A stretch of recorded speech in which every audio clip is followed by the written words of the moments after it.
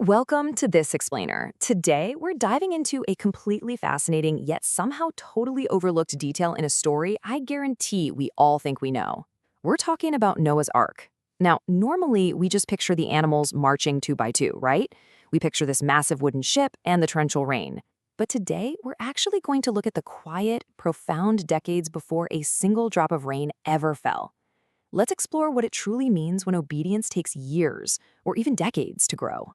So if we look at Genesis chapter 6, verse 14, God speaks to Noah and gives him a direct command. Make yourself an ark of acacia wood, or gopher wood, depending on your translation. On the surface, this just sounds like a straightforward architectural command, build a boat. But if we pause for just a second and put ourselves in Noah's sandals, there is a massive logical gap in this narrative. A gigantic question mark hangs over this verse. Where exactly did all that wood come from? You don't just wake up one morning and decide to build a ship the size of a modern ocean liner without an incredible supply chain of raw materials ready to go. I mean, really think about the staggering reality of Noah's situation here. Back in the ancient world, there were absolutely no lumber yards. There was no local hardware store where you could just place an order for 10,000 cedar beams and have them delivered to your worksite by Friday.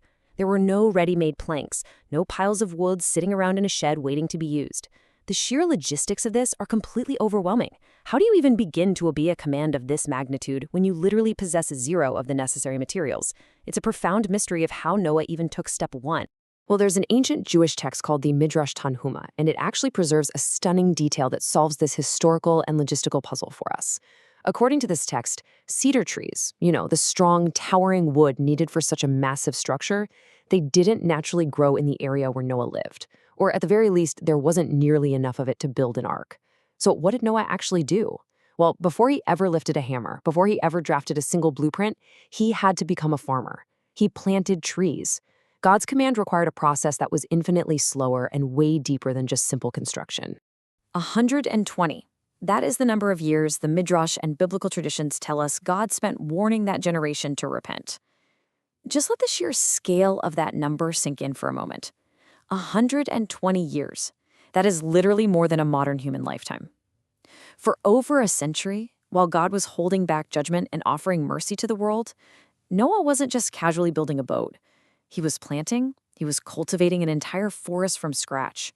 And more importantly, he was planting decades of unwavering, quiet obedience. He was planting a faith that would take a literal lifetime to mature. Can you imagine the intense social pressure of this situation? The crowd must have endlessly mocked him. Picture it. Your neighbor is out in a dry, arid region planting hundreds of cedar saplings, claiming a massive flood is coming to destroy the earth. Of course they laughed. They constantly asked what on earth he was doing, demanding instant proof. Yet Noah just stood there as this unmoving rock of dedication. His answer was always exactly the same. The Holy One is bringing a flood. He has commanded me to build an ark. He stood totally firm against a loud, mocking, and deeply cynical world. Think about the incredible monotony of this kind of obedience. Year after year, season after season. It wasn't the exciting, dramatic work of saving the animals yet. It was just watering, waiting, watching, carrying water to tiny saplings under a blazing sun, pruning branches, checking the soil day in and day out.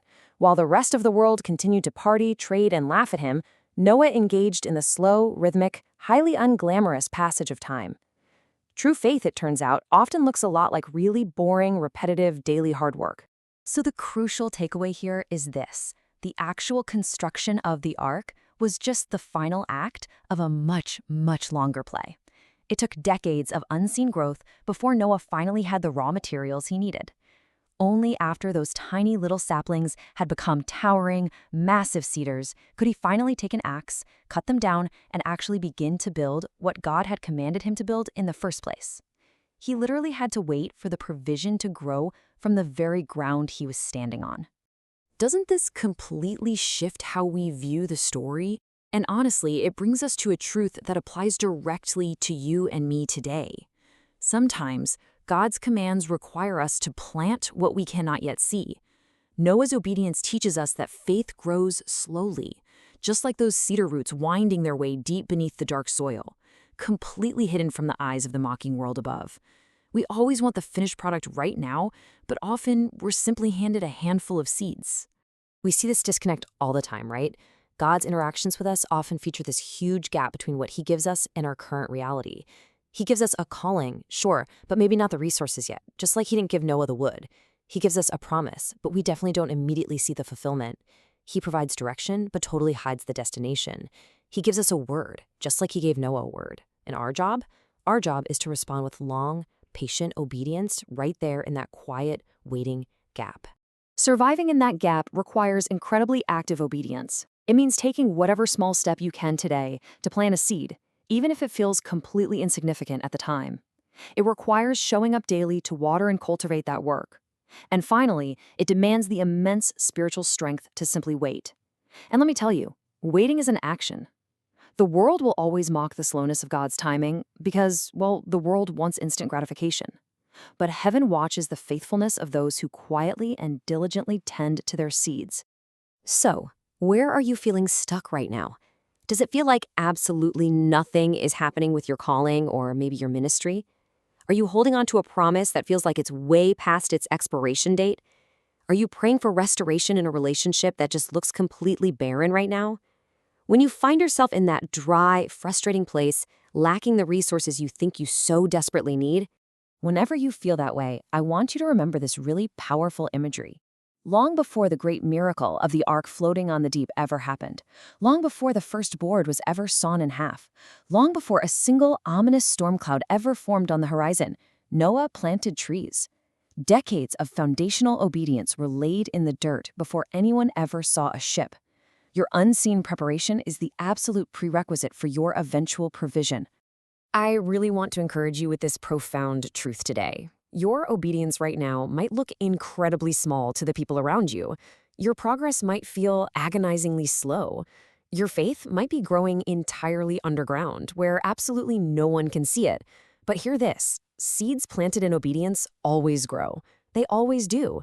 And when the proper time comes, God will give you the lumber you need to build exactly what he has promised you. So, I want to leave you with this question to ponder. What unseen seeds of obedience are you planting today? What are you faithfully watering right now, even when you can't see the harvest yet? Keep tending to it. Your faithfulness absolutely matters. Thank you so much for joining me for this explainer. If you found this insightful, I highly encourage you to visit our website for great articles to enrich your daily walk with Yeshua. There is so much more wisdom waiting for you over there. Keep planting, keep watering, and I'll see you next time.